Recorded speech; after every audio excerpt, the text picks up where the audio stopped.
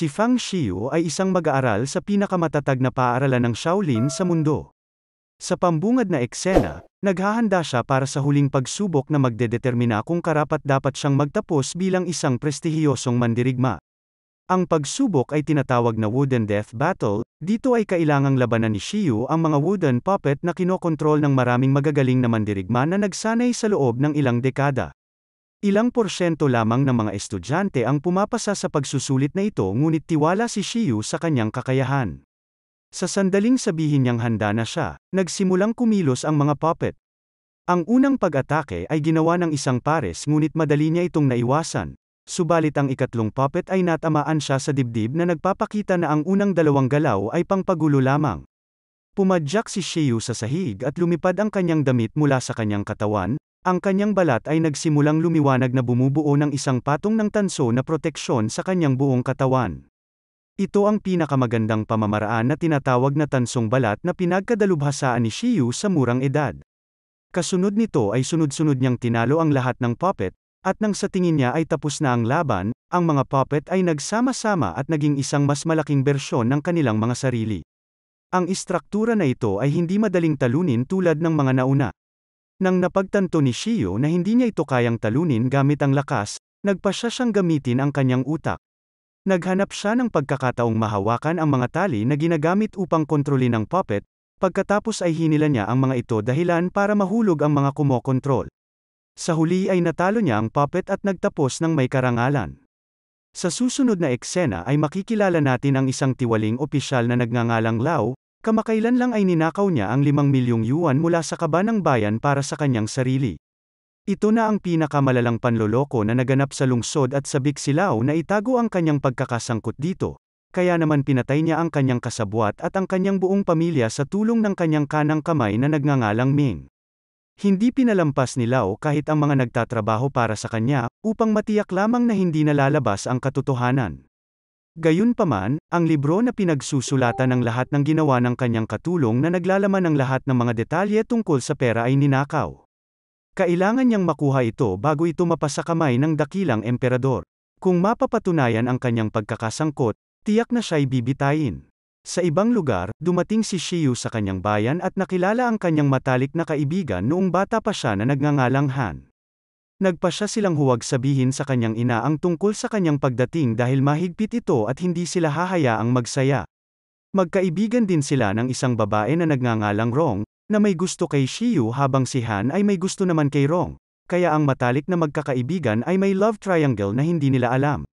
Papunta na sina Han at Xiu para makipagkita sa kanya nang makatagpo sila ng isang malaking lalaki na nananakit sa isang lalaki na mas maliit sa kanya.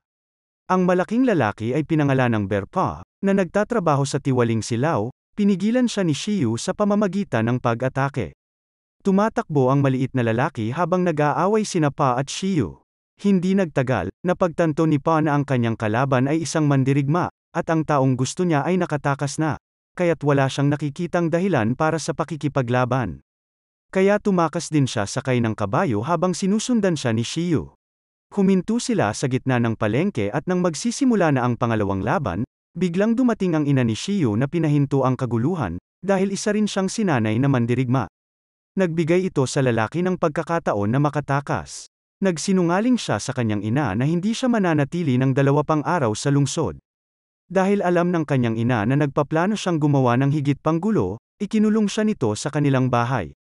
Ngunit si Xiu ay isang taong hindi madaling kontrolin. Sinigurado niyang wala sa bahay ang kanyang ina bago tumakbo palabas para kunin ang kanyang damit. Sa sandaling iyon ay nakilala niya ang isang magandang babae na nagngangalang Ting. Dahil nagpapalit ng damit, napasigaw ito nang makita ang isang lalaki sa kanyang harapan. Bago pa niya matanong kung sino siya, napansin niya ang isang grupo ng mga sundalo na paparating. Mabilis siyang nagtago at iniwan si Xiu para siya ang makipag-usap sa mga sundalo. Tinanong nila kung may nakita siyang babae sa paligid, ngunit tinulungan ni Xiu si Ting at binigyan sila ng maling impormasyon. Nang lumabas si Ting at nagpasalamat sa kanya, dumating sina Han at Rong sa eksena. Iniisip ni Rong na may nangyayari sa pagitan nila kaya napuno ito ng selos kaya tumakbo palayo. Para mawala ang hindi pagkakaunawaan, pilit niyang isinasama si Ting upang sundan ang kaibigang babae. Sa palengke, ipinakita ng isang estranghero kay Han ang isang larawan at nagtanong kung nakita niya ang taong ito. Kinilala niya ang nasa larawan bilang ama ni Rong ngunit hindi niya sinabi sa lalaki. Nakilala din niya ang estranghero na nagtatrabaho para sa isang mayamang negosyanteng nagngangalang Tiger na maaring ang ibig sabihin ay hinahabol ni Tiger ang ama ni Rong. Agad niyang pinuntahan si Rong at sinabi sa kanya ang kanyang nakita. Pinasalamatan siya nito sa pagpapaalam sa kanya ngunit nagtataka dahil nasa ibang bayan ang kanyang ama. Bagamat nagpapanggap si Rong na parang maayos ang lahat sa harap ni Han, sa sandaling umalis ang lalaki ay nagbago ang kanyang kilos. Inilabas niya ang isang kahon na naglalaman ng kwaderno na hinahanap ng tiwaling opisyal na si Lau. Ang ama ni Rong ang orihinal na may hawak nito at ang may kapangyarihang wakasan ang pamumuno ni Lau at ito ang dahilan kung bakit maraming sundalo ang naghahanap sa kanila ng kanyang ama. Kinaumagahan, pumunta sina Shiyu at Ting sa bahay ni Rong para linawin ang hindi pagkakaunawaan. Gayunpaman, nakita nila si Han na galit na tumatakbo palabas ng bahay. Nawawala pala si Rong at sa tingin ni Han ay kinidnap siya ng negosyanteng si Tiger dahil hinahanap niya ang kanyang ama kahapon. Hindi nag-aksaya ng oras si Shiyu at hinanap si Tiger. Ang lalaki ay nasa palengke at nakikipaglaban sa mga tao sa isang labanan na tinatawag na hamunin ang karamihan. Pumunta si Shiyu sa entablado, tinanong kung nasaan si Rong ngunit kahit si Tiger ay walang ideya kung ano ang kanyang sinasabi, naglaban sila at madali siyang natalo ni Shiyu. Sa kanyang pagkagulat, tumawa si Tiger at tinanggap ang kanyang pagkatalo saka idineklara na tinatanggap niya siya bilang mapapangasawa ng kanyang anak. Pagkatapos ay ipinahayag na ang kaganapan na ito na tinatawag na hamunin ang karamihan, ay isang paghahanap ng asawa para sa kanyang anak na babae. Mukhang walang alam si Tiger sa pagkawala ni Rong kaya hinayaan na siya ni Shiyu. Tinakasan din niya ang mga tao at umaasang hindi siya mapipilitang magpakasal sa babaeng hindi niya gusto. Sa sumunod na eksena, ang tatlo ay nasa bahay ni Rong nang pumasok siya na nagpapakita na hindi siya kailanman dinukot. Tinanong nila siya kung saan siya nanggaling ngunit ayaw pang sagutin ni Rong ang tanong. Iniabot niya kay Shiyu ang isang eskultura na siya mismo ang gumawa. Nakaramdam ng selos si Han ngunit hindi siya nagpahalata. Maya-maya, pauwi na sana sina Shiyu at Ting nang bigla silang pinalibutan ng mga tao ni Tiger. Tinanong ni Tiger si Ting kung nasaan siya nitong mga nakaraang 3 araw. Doon lang nalaman ni Shiyu na ang anak ni Tiger na dapat niyang pakasalan ay walang iba kundi si Ting. Ibinunyag din ni Tiger na hinahanap lang niya ang ama ni Rong dahil hiniling sa kanya ng korte, direktang utos ng opisyal na si Lau kaya hindi siya makatanggi. Napagtanto ni Shiyu na may problema si Rong at huli na siya dahil sa ibang lugar, natagpuan na ng kanang kamay ni Lau si Rong at ang kanyang ama. Hindi niya pakakawalan ang dalawa hanggat hindi nila sinasabi kung nasaan ang kwaderno. Ang ama ni Rong ay paulit-ulit na tumatanggi na magsabi ng anumang detalye kaya nainip si Ming, at dahil dito ay nagbanta siyang papatayin ang kanyang anak. Nagulat ang lahat ng ang kanyang ama ay ginawa ang hindi dapat gawin para lamang hindi masaktan ang kanyang anak nang dahil sa kanya. Sa sandaling iyon ay dumating si Shiyu at nakitang huli na siya. Sinubukan siyang atakihin ng mga gwardya ngunit sinipa niya silang lahat at sinuntok pa ng malakas ang dibdib ni Ming, dahil alam nila na hindi nila kayang lumaban sa kanya, binihag ni Ming si Rong at tumakas kasama ang kanyang mga tao. Sa huli, si Shiyu ay naiwang walang magawa sa tabi ng bangkay ng ama ni Rong. Samantala, nalaman ni Lau na hindi naging matagumpay ang misyon, inutusan niya si Pa at ang kanyang ama na si Ho, napatayin si Shiyu at dalhin sa kanya ang kwaderno sa kahit anong paraan. Hindi natutuwa si Pa sa pagluhod ng kanyang ama sa harap ng isang taong walang kasing sama na si Lau, ngunit sinunod niya ang sinabi nito para sa kapakanan ng matanda. Sa ibang lugar, nakatanggap si Shiyu ng liham na pinapapunta siya sa silangang kagubatan kasama ang kwaderno para sa buhay ni Rong.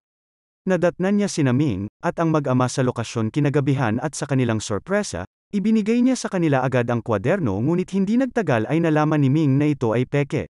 Nagdulot ito ng labanan sa pagitan ni Pa at Shiyu, nagtutugma sila sa lakas hanggang sa naghagis si Ho ng isang makamandag na pulbos sa mukha ni Shiyu na nagpahina sa kanya. Inutusan si Pa na kunin ang pagkakataon at patayin kaagad ang lalaki ngunit abala ito sa pagtulong sa kanyang sugatang ama. Pagkaalis ng mag-ama, plano ni Ming na patayin si Shiyu ng mag-isa ngunit sa sandaling iyon ay dumating si Tiger at iniligtas ang kanyang buhay. Sa huli, si Ming at ang kanyang natitirang mga sundalo ay kailangang umatras. Sa bahay ay nagbababad si Shiyu sa isang halamang gamot para mawala ang epekto ng lason. Samantala, binibigyan ni Ming ng huling pagkakataon si Pa para iligtas ang kanyang buhay. Pagkatapos ng kanyang ginawa noong nakaraang gabi, siya ay tiyak na papatayin ngunit para sa kanyang buhay ay inutusan siyang patayin si Shiyu at patunayan ang kanyang halaga. Si Pa ay nagplano ng isang hakbang saka iniwan ang kanyang ama kay Ming. Iminungkahi ni Ming sa matanda na gumawa ng paraan upang hindi na muling magambala ang kanyang anak. Sinabi ni Ho na naiintindihan niya at sa sandaling ito ay nagpa siya na gumawa ng malaking desisyon. Samantala, tinitingnan ni Shiyu ang eskultura na iniregalo ni Rong sa kanya at hindi niya sinasadyang napindot ang eskultura at natuklasan niyang nasa loob nito ang kwaderno. Ngayon sa wakas ay mababawi na niya si Rong ngunit iyon ay nangangahulugan na si Lao ay makakawala sa katiwalian. Sa sandaling iyon, nakatanggap si Shiyu ng liham mula kay Pa at umalis nang hindi sinasabi sa sinuman kung saan siya pupunta. Pagkaraan ng ilang sandali, nagkita sila ni Pa sa isang bukid at inatake ang isa't isa. Nanganganib ang buhay ni Pa kaya binigay niya ang lahat ng kanyang lakas ngunit muli siyang nadaig ni Shiyu. Sa huli, malapit na sana siyang magpatama ng nakamamatay na suntok sa kanyang mukha ngunit nagbago ang kanyang isip. Naalala ni Shiyu na may pagkakataon din si Pa na patayin siya kahapon pero hindi nito ginawa, kaya ngayon ay pantay na sila. Kasunod ng laban, umuwi si Pa at nakita si Ho na nakahiga at walang malay na may hawak na lason sa kanyang kamay. Nagawa nito ang hindi dapat gawin dahil lamang sa kagustuhan ni Ming na parusahan ang isang tao. Sa sumunod na eksena, dumating si Han sa tirahan ni Lao at hiniling na palayain niya si Rong. Dinala pa niya ang kwaderno upang ipalit sa buhay ng kanyang kaibigan. Inilabas si Rong na may mga sugat sa buong katawan, malinaw na pinagmalupitan siya habang nakakulong. Ibibigay na sana ni Han ang kwaderno nang dumating si Shiyu at itinulak si Ming pabalik. Kasama niya si Tiger at ang kanyang ina na nakikipaglaban sa mga tauhan ni Lao habang siya ay nakikipaglaban sa pangunahing kontrabida. Sa unang pagkakataon sa kanyang buhay, nakaharap siya ng isang kalaban na mas malakas kaysa sa kanya. Ang kanyang proteksyon na tanso ay binasag ni Lao gamit ang kanyang mga butong gawa sa bakal. Si Shiyu ay ilang segundo na lang ang layo mula sa kamatayan, nang biglang lumapit si Rong at sinalo ang kutsilyo gamit ang kanyang katawan. Namatay ang babae sa insidente at ang galit na si Han ay tumakbo upang gumanti, ngunit ang makapangyarihang si Lao ay pinatay din siya. Kasabay nito ay binihag din si Tiger at ang ina ni Shiyu. Ibinaling muli ni Lao ang kanyang atensyon kay Shiyu ngunit sa pagkakataong ito ay pinigilan siya ni Pa. Nagagalit siya kay Lao dahil sa pagpatay sa kanyang ama. Kinuha ni Shiyu ang pagkakataong ito upang makatakas at iligtas ang kwaderno. Sa huli ay napatay din ni Lao si Pa. Makalipas ang isang araw, inilabas ang isang abiso tungkol sa pagbitay sa mga kriminal dahil inakusahan ni Lao sina Tiger at ang ina ni Shiyu kaya sila ay ibibitin hanggang mamatay. Ngayon, ang tanging makapagliligtas lang sa kanilang buhay ay ang kwaderno. Sa araw ng pagbitay, isang maliit na grupo ng tao ang nagtipon upang saksihan ito. Pinutol ni Shiyu ang seremonya at idineklara si Lao na isang korap na opisyal sa harap ng lahat. Nilista pa niya ang mga ilegal na bagay na ginawa ni Lao sa nakaraan. Nagsimulang magsalita ang mga tao para tanggalin siya sa pwesto na lalong ikinagalit ni Lao. Ipinadala niya ang kanyang hukbo upang salakayin ang karamihan ngunit kalahati sa kanila ay hindi mga sibilyan kundi mga tauhan ni Tiger. Nagkaroon sila ng isang matinding laban, nilabanan ni Tiger at ng ina ni Shiyu si Ming habang si Shiyu ay nakipaglaban kay Lao sa loob ng kamalig. Siya ay higit na nagtitiwala sa kanyang mga galaw. Gayunpaman tumutugma si Lao sa kanyang lakas. Ang pagkapanalo ay napunta lamang sa panig ni Shiyu nang si Lao ay tinamaan ng isang malaking kahoy. Siya ay nagsuka ng dugo at sa kalaunan ay natalo, sa labas ang lahat ng mga tauhan ni Lao ay natalo din. Kasunod nito ay dumating ang emperador na si Sheng sa eksena, ipinakita sa kanya ang kwaderno na nagpapatunay sa pagkakasangkot ni Lao sa katiwalian at sa wakas ay nakulong siya. Nagtatapos ang pelikula habang nagbibiro ang emperador kung mapapahiram siya ni Tiger ng pera para sa kaban ng bayan, tumawa si Tiger at sumang-ayon. Dito na nagtatapos ang kwento, sana ay nagustuhan mo ito. Kung hindi ka pa nakasubscribe ay mag-subscribe ka na upang matulungan mo ang channel na ito. Mag-comment ka na rin tungkol sa kwento. Salamat!